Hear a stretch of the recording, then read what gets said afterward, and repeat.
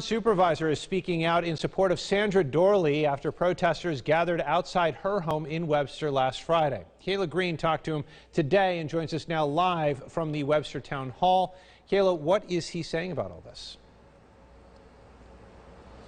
Adam, the supervisor says while he agrees with the protesters' goals for social justice, he just doesn't think protesting outside someone's home is appropriate. He posted on Facebook about this yesterday and received a lot of feedback, and today he's setting the record straight. Tom Flaherty is the Webster town supervisor. He says he disagrees with protesters on how to achieve the goal of racial equality. I think that the protesters and myself are aligned in the end goal that we want for society, social justice and racial equality.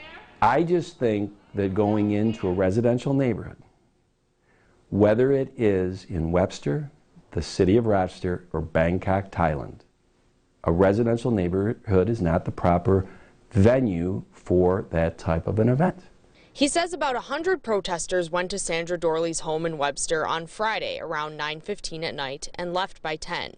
In his Facebook post that received nearly 800 comments, he mentions a conversation with one of Doorley's neighbors, who told him about trying to soothe her children through the noise going on outside. He says she and her husband did not move to Webster to endure things like this in front of their home. He says no property was damaged and no one was hurt, but adds it's up to everyone's individual interpretation of that night, whether this was peaceful or not.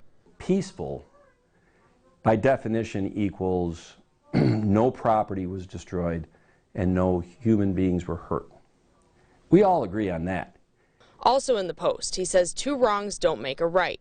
Today, he wanted to clarify that statement. There were some words that translated to certain people to racism, and that was not my intention in the least. This is a town that I would like to think is about social justice and racial equality.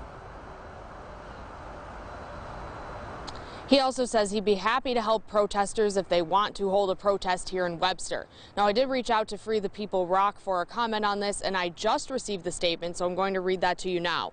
Our response can be found by a simple Google search. Tom Flaherty may consider using some of his energy to research white fragility. His findings would speak directly to his Facebook post. White fragility is discomfort and defensiveness on the part of a white person when confronted by information about racial inequality and injustice. The town of Webster has a long way to go if their leaders are uncomfortable with demonstrators exercising their constitutional rights. Live in Webster, Kayla Green, News 8. Kayla, thank you. We did also reach out to Sandra Doorley. She declined to comment at this time.